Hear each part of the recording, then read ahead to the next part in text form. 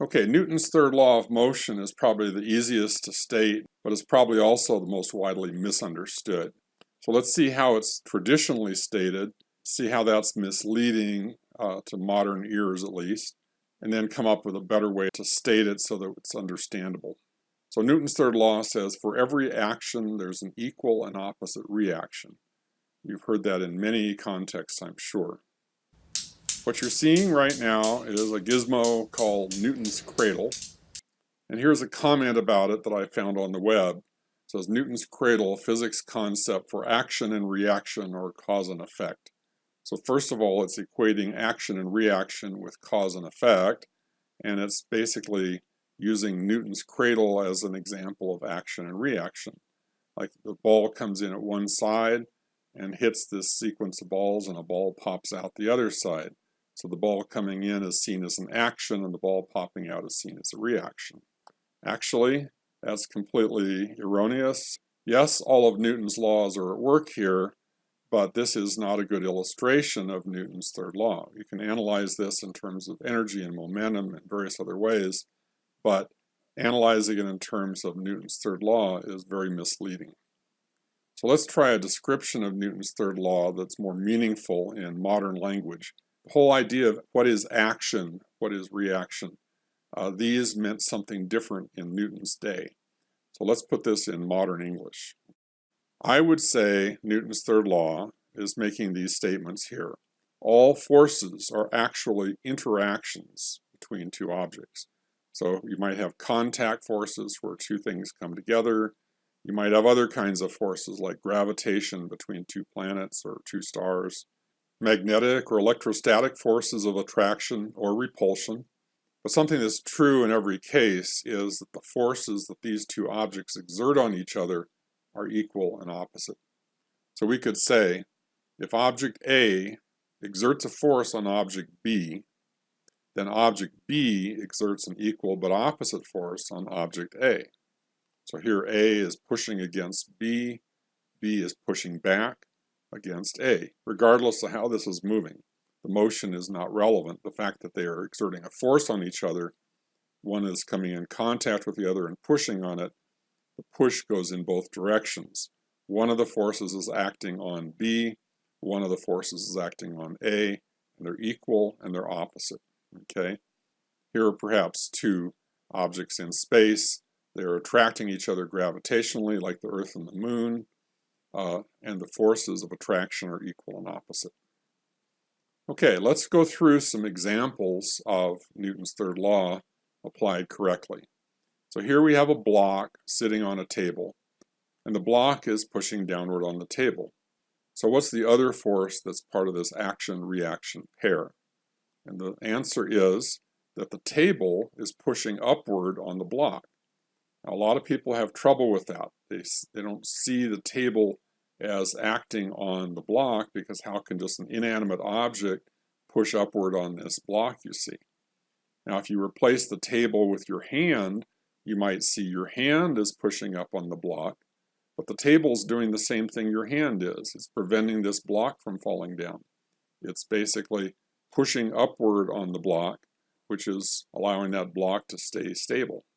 Here's another example.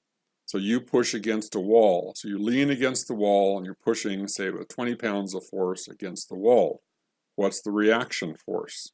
Well, the reaction force is the wall is pushing against you with an equal but opposite force. If that's 20 pounds, this is 20 pounds. What's that force doing to you? Well, it's keeping you from tipping over, for one thing. If you were leaning like this and there was no force pushing back, you would just fall on over.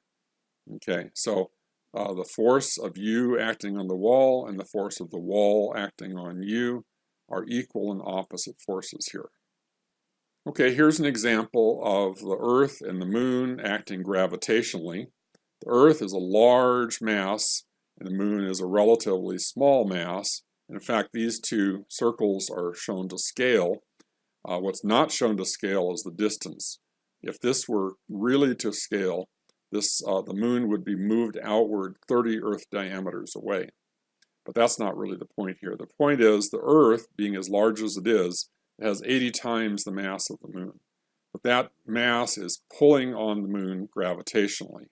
So what does Newton's third law say? It says that the moon, as small as it is pulling with an absolutely equal force in the opposite direction, acting on the Earth. So both of these objects are pulling on each other, and the force of interaction is equal and opposite. Here's one that I found is very confusing to most students. I've mentioned it to. Here you have a skydiver. Down here is the Earth, and gravity is pulling downward on the skydiver with 150 pounds of force. And the question is, where's the reaction force? Okay. When I've asked this, frequently the answers given are, well, air resistance, or I don't know, because it doesn't look like it's an interaction of two objects, but it is. Gravity is caused by an interaction between the person and the Earth. And so therefore, the reaction force is acting on the other body that's the part of the pair. So here's the person, here's the Earth, and there's an equal and opposite pair of forces acting on both. So the Earth is pulling downward with 150 pounds of force on the skydiver, which means the skydiver is pulling upward with 150 pounds of force on the Earth, believe it or not. So you might say, well, that means the Earth is accelerating upward and should meet the skydiver part way. And in fact, that's true. But let's work out some numbers to see why we don't really observe that happening. How something responds to a force depends on its mass. We know that from Newton's second law. So let's actually work out how far the Earth moves upward towards the skydiver. We start with F equals ma. The force we know is 150 pounds, and using really crude estimates just to do it in our head basically, 4 times that would be how many newtons, because I told you a newton is roughly a quarter pound. That's good enough for this calculation anyway. So 4 times 150 is 600. 600 newtons. Mass of the Earth is roughly 5 times 10 to the 24th kilograms. And then the acceleration we want to find. So we're going to divide this by 5 times 10 to the 24th. So if I start with 600, then take 5 times 10 to the 24th and divide, I get 1.2 times 10 to the minus 22. I'm just going to say 10 to the minus 22. Don't want to get too precise here. So that's the acceleration of the Earth, pretty tiny.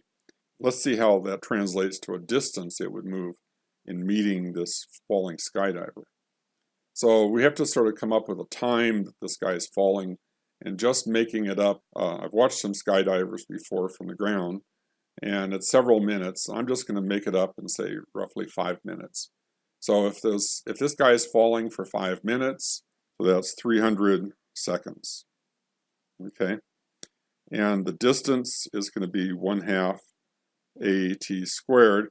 We're going to figure the distance the Earth moves is going to be 1/2 the acceleration of the Earth, which is 10 to the minus 22, times 300 squared. Okay, so if I start with 300 squared times 10 to the minus 22, take 1e22 and change the sign, 10 to the minus 22, multiply, divide by 2. Comes out about 4.5 times 10 to the minus 18. The hydrogen atom is about 10 to the minus 10th meters. I'll say a little squiggle for approximately 10 to the minus 10th meters. So this is 10 to the 8th times smaller, so 100 million times smaller than a hydrogen atom. The proton is only, I think, like 10,000 times smaller than the atom. So this is way smaller than even the proton of an atom. Okay, so does the Earth really rise to meet the falling skydiver? Well, yes. There's a force acting for a time, so there's going to be an acceleration, and that acceleration leads to some displacement. So yes, the Earth is rising to meet the skydiver, but because of the extreme imbalance in mass, the Earth is moving a tiny fraction of the distance, and the skydiver's making up the rest. That's how come we don't observe this in our common experience. You have a horse pulling a cart. The horse pulls forward on the cart pulls backward on the horse with an equal but opposite force. Okay, so we agree these two forces are equal and opposite. So they're interacting right here. Okay, the cart's pulling backward on the horse is pulling forward on the cart. So how come this whole system can move? You might pause and ponder that a minute. Well, notice that there's other things going on here. Like when the horse is pulling the cart forward, the horse is pushing back on the road. And because there's a Newton's third law interaction here, the road is pulling forward on the horse. So if you just look at the forces acting on the horse, say here's the horse, we have a backward force due to the cart, we have a forward force due to the ground, and as long as the forward force is greater than this backward force, then this cart is going to accelerate forward. Once it's moving, all the horse has to do is just exactly balance the backward force, and then he'll be able to keep moving at a constant speed. If we look at the cart, it's even easier. Here's the cart, there's only one force acting, and that's the one here. So this force is what pulls the cart forward. The difference of these forces is what pulls the horse forward. Okay? So yes, you have to analyze thoroughly all the forces that are acting and look at all the action-reaction pairs in order to get a correct analysis of what's going on. Okay, here's another one. Here's the tire on a car, and the direction of travel for the car is to the right. Okay, so as the tire spins, it's going to be pushing backward on the road. So what moves the car forward? And the answer is that as the rubber on the tire pushes backward against the road is pushing forward on the tire. And so that's actually the force that moves you down the road. What moves the car down the road is the frictional force, where the road, due to the friction, is pushing forward on this tire. Now if this tire slips, like say this is icy, so it spins the wheel, then this force is greatly reduced. So a slipping tire won't give you as much force as a tire that has grip here. So if it grips the road and is holding on, the tire is literally pushing back on the road, and the road is pushing forward on the tire. I don't have a photograph to show you, but one place I was living, it's in a sort of a warm climate in Southern California, and where the road was, and then here's the crosswalk, the paint on the crosswalk was it looked like it was sort of jagged. And what had happened is, so as they're taking off into the intersection, it's literally pushing the pavement backwards. And this slowly deformed the pavement on the surface of the road, and the white line where the crosswalk was pushed back. I thought that was a really good illustration. I wish I'd taken a picture of it at the time. But maybe you'll find something like that. If you can find something like that, send it to me. That's an interesting picture, I think. So the surface of a road, when the car is accelerating to pick up speed into the intersection, it can actually deform the road itself. So in summary, action-reaction pairs are always interactions between two objects. Okay? So look for the two objects that are interacting. One force always acts on each object. So when you try to do this analysis, if you come up with two forces on the same object, that's not what we're talking about. You're having the wrong concept there. Newton's third law applies to a pair of objects with one force on each object. The two forces are always opposite, and the two forces are always equal regardless of the sizes of the two objects. So like the Earth and the Moon example, or the Earth and the skydiver example. These are unequal, but they exert equal forces on each other. Now, I just want to end with a little comment. We're going to see a little bit later that from Newton's third law, we can derive the conservation of momentum, And when you get to relativity, Einstein's theory of relativity, it turns out Newton's third law breaks down. However, the conservation of momentum still holds. So even though we are going to derive the conservation of momentum from Newton's third law, it turns out that the conservation of momentum is ultimately more fundamental than Newton's third law. Newton's third law works perfectly fine for non-relativistic situations. So as long as you're talking about moving at speeds well below the speed of light, then Newton's third law, there's nothing wrong with it. And so we can take it as a reliable law for our common experience.